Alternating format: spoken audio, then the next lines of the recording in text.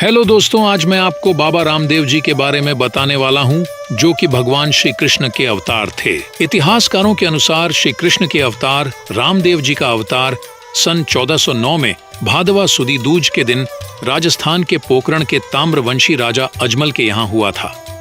राजा अजमल श्री कृष्ण की भक्ति में लीन रहने के साथ ही धर्मपरायण राजा भी थे, लेकिन उनकी भी विडंबना थी। वह निसंतान थे, जिसके कारण वह काफी दुखी रहते थे।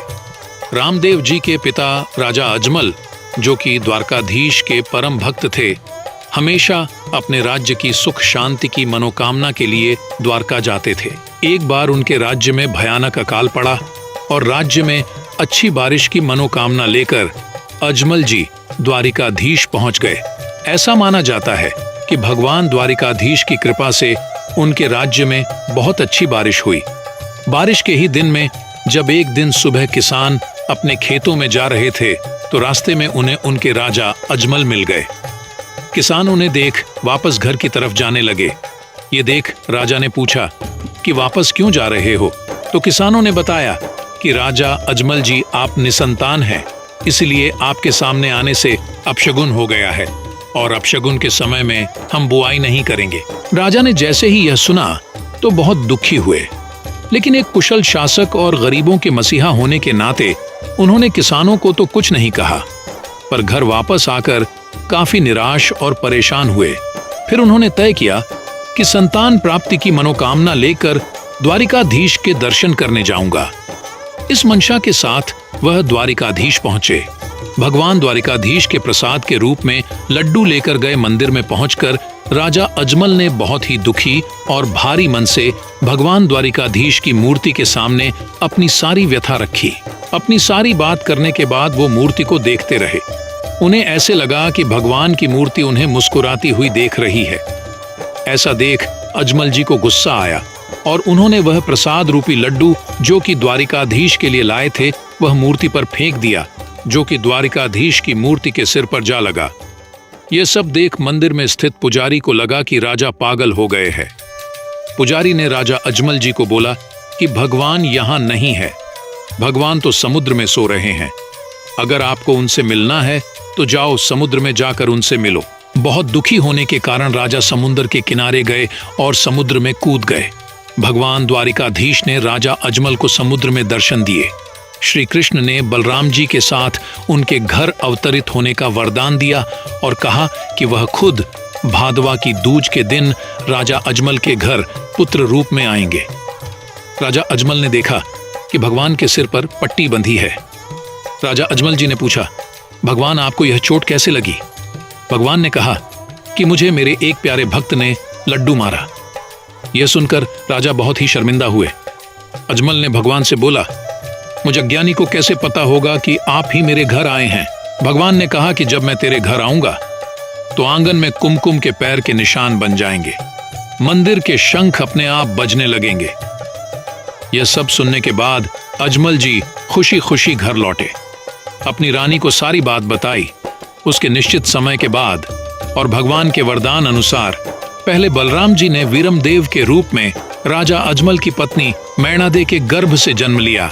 इसके 9 माह बाद भगवान भादवा की दूज के दिन भगवान कृष्ण राजा अजमल के घर रामदेव के रूप में पालने में अवतरित हुए। रामदेव जी का पर्चा और बाल्यकाल के किस्से। बाबा रामदेव के रूप में प्रसिद्ध हुए श्री कृष्ण के अवतार रामदेव जी ने बाल्यकाल से ही अपनी बाल लीलाएं दिखानी प्रारंभ कर दी थी। पालने में प्रकट होने के बाद अपनी माता मैणादे को चमत्कार दिखाया। उनके आंचल से दूध की धार बालक रूपी रामदेव के मुख में गिरने लगी और मां मैणादे को चतुर्भुज रूप में दर्शन दिए। छोटी उम्र में दर्जी द्वारा बनाए कपड़े के घोड़े पर बैठ उसे आकाश में उड़ा ले गए। जब भैरव राक्षस को इन सब बातों का पता चला तो राक्षस ने अपने छोटे भाई को रामदेव और उनके भाई वीरमदेव को पकड़ने भेजा। तब भगवान श्री रामदेव ने घोड़े पर सवार होकर राक्षस को भाले से मारा। राक्षस के मरने के बाद उनके राज्य की जनता पर भैरव राक्षस ने अत्याचार करना प्रारंभ कर दिया। राजा रामदेव ने भैरव राक्षस का वध कर राज्य की प्रजा को अत्याचार से मुक्त कराया। एक दिन जब रामदेव जी कहीं जा रहे थे तो रास्ते में व्यापारी लाखा बंजारा बैलगाड़ियों में मिश्री भरकर पोखरण की ओर आ रहा था। तभी रास्ते में घोड़े पर आ रहे रामदेव जी से उसकी भेंट हुई तो उन्होंने पूछा, गाड़ी में क्या है? तब लाखा ने कहा, महाराज नमक भरा है। तो रामदेव जी ने कहा, जैसी तेरी भावना। ये कहते ही गाड़ी की सारी मिश्री नमक बन गई। तब लाखा बंजारे को अपने झूठ पर पश्चाताप हुआ। उसने तुरंत भगवान रूपी रामदेव से माफी मांगी। तब उन्होंने नमक को मिश्री में बदल दिया। इसके अलावा रामदेव जी के ढेरों ऐसे किस्से हैं जिससे उनके चमत्कार के बारे में पता चलता है। इन चमत्कारों का रामदेव जी का पर्चा दिखना भी कहते हैं, जो कि आम भाषा में बहुत प्रचलित है। कहते हैं कि भगवान रामदेव कलयुग के अवतारी थे। शेष सैया पर विराजमान महाशक्ति विष्णु का अवतार भगवान कृष्ण ने कलयुग में अवतार भगवान रामदेव के रूप में लिया था। उन्होंने कौड़ियों को ठीक किया, लंगड़े को चलाया, अंधे को आंखें दी। कहते हैं कि बाद में उन्होंने पोखरण राज्य अपनी बहन लाछाबाई को दहेज में दिया और रुनीचा के राजा बने।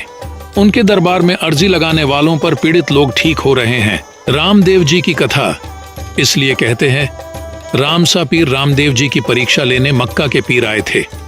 जब उन्होंने परीक्षा के बाद वापस जाने के लिए आज्ञा मांगी तो रामदेव जी ने कहा कि अब आप वापस नहीं जाओगे और मेरे साथ ही रहोगे, क्योंकि पीरों को बाबा कहा जाता है और फिर रामदेव तो पीरों के भी पीर थे, इसलिए उन्हें भी लोग बाबा कहकर पुकारते हैं। बाबा रामदेव जी की समाधि ऐसा माना जाता है कि बाबा रामदेव जी ने 1442 को भादवा सुदी के दिन रुनीचा गांव के राम सरोवर पर सब रुनीचा वासियों के सामने समाधि ली थी। समाधि लेने से पहले रामदेव जी ने सभी को कहा कि हर महीने की शुक्ल पक्ष की दूज के दिन पूजा पाठ, भजन कीर्तन और रात्रि जागरण करना। साल में एक बार मेरे जन्मोत्सव के उपलक्ष्य में तथा समाधि होने की याद में मेरे समाधि स्थल पर मेले का आयोजन करना। रामदेव जी ने कहा था कि मेरी पूजा पाठ में न कोई अंतर रखना, न किसी तरह का भेदभाव रखना। उन्होंने ये कहते हुए समाधि ली और कहा कि मैं सदैव अपने भक्तों के साथ रहूंगा। रामदेव जी के समाधि लेते ही पूरी प्रजा में बेचैनी बढ़ गई और शोक संचार हो गया। चारों ओर हाहाकार मच गया और कुछ लोगों ने उन्हें बचाने के लिए समाधि को खोद डाला। समाधि खोदते ही सभी हैरान हो गए, क्योंकि उन्हें रामदेव के शरीर की जगह फूल मिले। पूरी प्रजा ने पूरे मन से उन्हें श्रद्धा सुमन अर्पित किए और तभी से हर वर्ष उनकी समाधि पर लोग हाजिरी लगाने आते हैं। इसी के साथ यह रोचक कथा यहीं समाप्त होती है। उम्मीद करते हैं कि बाबा रामदेव जी की यह रोचक कथा आपको अत्यधिक पसंद आई होगी। ऐसी ही रोचक कथा एवं तथ्यों को जानने के लिए हमारे चैनल को सब्सक्राइब करें। वीडियो अच्छी लगी हो तो लाइक और शेयर करें। कमेंट में जय राम सा पीर लिखना ना भूलें।